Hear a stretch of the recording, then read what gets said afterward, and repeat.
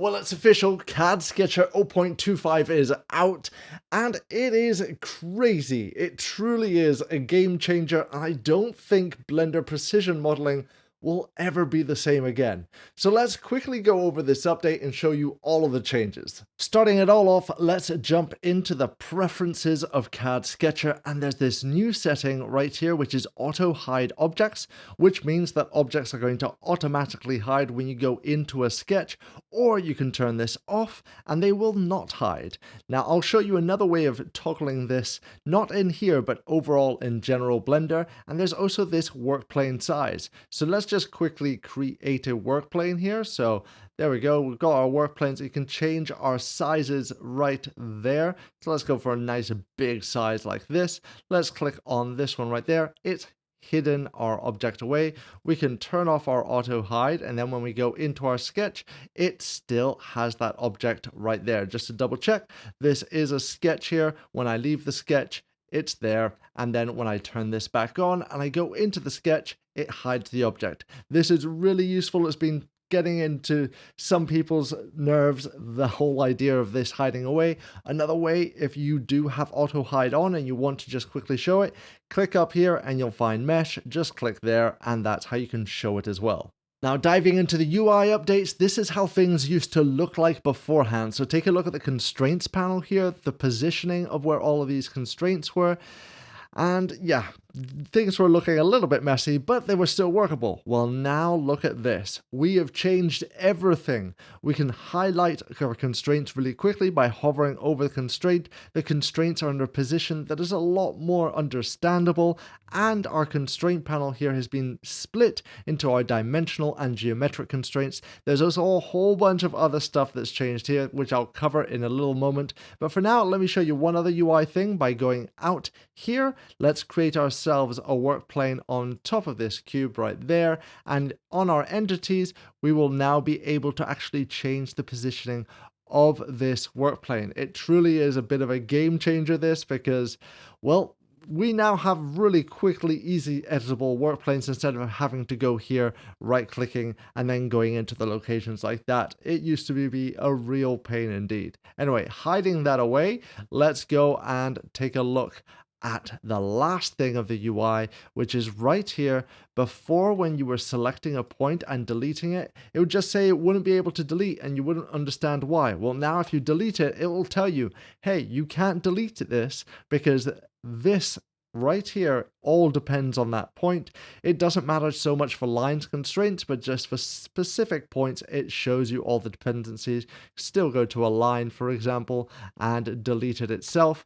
That will work just fine, but it was just letting you know that with a point that now it shows you the dependencies. Now, very quick little interruption to just say a big thank you to all of you. Truly, you guys are the first supporters of CAD Sketcher, the project, and truly, thank you so incredibly much. The project absolutely loves your support. If it's a one-time off donation, if you're doing a monthly $10 or $2, whatever, it really helps the development of CAD Sketcher, and it's going to let CAD Sketcher go to new heights that truly we don't even understand yet. So I cannot wait to see where things go. Now, one other little bit of news that I want to say is that I'm going to actually have to slow down the CAD Sketcher videos here on Maker Tales. I'll still be doing the update videos, but all those other videos that show you how to turn technical drawings into an actual model and all of that good stuff actually are killing the Maker Tales channel, because CAD Sketcher is updating so quickly that backlog of videos are now dead in the water, and it's really actually quite visible in my statistics because it went up really well and now it's just sort of dying off. So I need to slow that down, but that I'm not going to finish. Those are going to go over onto my Patreon for the time being. For $7 a month, you can get access to all of my CAD Sketcher tutorials there. I'm going to carry on developing that. I'm going to do an entire course there that you can get for literally just $7 if you want to just go in for 1 month and binge it. Or you can go and support me there so that I can make more CAD Sketcher videos in the future. Plus, I'm going to have the entire CAD Sketcher course coming here free on YouTube once CAD Sketcher reaches 1.0.0. I have no idea when that is, but I just wanted to let you know of what exactly is going on in this space, because I am going to slow down the CAD Sketcher stuff, and I'm going to be covering more Blender precision projects and actual 3D printing bigger things here on Maker Tales. That's all I wanted to say. Thank you. Let's get back into those updates. Now moving on to the game-changing stuff, all the feature updates. First off, you can see very obviously that constraints now support their own naming. We can name any of these to be whatever it is that we want, and on top of that, you can also control the constraint right here in this dialog, which also means something else, but we'll get to that in just a moment. Now, something that many of you have been asking for is the resolution of curves to be sorted out, so let's turn this over into a mesh. And now when we leave the sketch, you'll see it's looking a little bit choppy, but when we go back in, underneath here, we have a mesh resolution.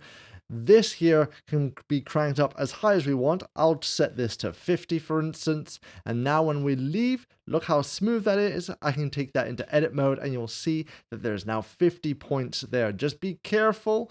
Very quickly and easily, you can overwhelm Blender here by putting this up to like 400 if you have loads and loads of bevels. Speaking of which, I did just say bevels. Is this something that's finally here? When I use this line tool, I will very quickly and easily be able to bevel things with the new bevel tool. It's finally here. This tool has been long awaited, and it truly is another game-changing feature in this update. I am so happy that it's here with the auto tangent constraints. It just makes this feel so beautiful indeed. Then we have selection modifiers. This is quite interesting. Before, we would have to select things one by one and so on and so forth. Now you can select this, press Control I, and it'll do an inverse selection. So Control I inverts the selection, or to increase the selection, you extend it with Control E. You can carry on pressing E to extend that selection, or you can select all of it with Control Shift E. That is so incredibly powerful. Now, a small feature update that really actually makes quite a big difference is when you leave a sketch, it's actually going to select the object that you're in. This is actually really useful because you used to have to click back onto it to then go into the modifiers to affect the shape, and it used to really get onto my nerves, but now that is selected automatically. But now here comes the biggest feature of them all, and the game-changing aspect that will change Blender forever. We now have Blender driver support. Now, I have an entire video about Blender drivers linked down in the description or in the cards, but just very quickly, I'm going to set one up here. I'm going to use my custom properties here to set this up to just be length A, and we're going to set this to a maximum of 50, and we'll have a default value of, let's say, 15. And with that now set there, I can press a backspace to set that to the default value, right click it to copy as a new driver, and then here on that 8.1, I'm going to call this one A, because that is obviously going to turn into length A. I'm going to right click and I'm going to paste the driver in there. I'm going to update the sketch, and that updates this here. I'm going to leave the sketch, and now when I go here and I change this to be 10, for example, and I update, it changes this. And now you're probably wondering, oh, but that's not really useful. Surely that's something that doesn't really matter. Does it not? I can now make another sketch on a completely different plane, put in whatever I'm wanting here, set the dimension of this one. I can copy as a new driver here, paste that as a driver there, convert this over to a mesh, and now these two are linked up by this right here. This changes everything. It truly means full parametric modeling in Blender. It is crazy stuff. I'm exploring this a lot more over on my Patreon, but I'm sure I'll be doing a future of this once I really get a hang of a really good example to show you. Oh, and as a very quick little note, this whole driver thing is a lot deeper than you think. When you edit that driver, this is scripted expressions.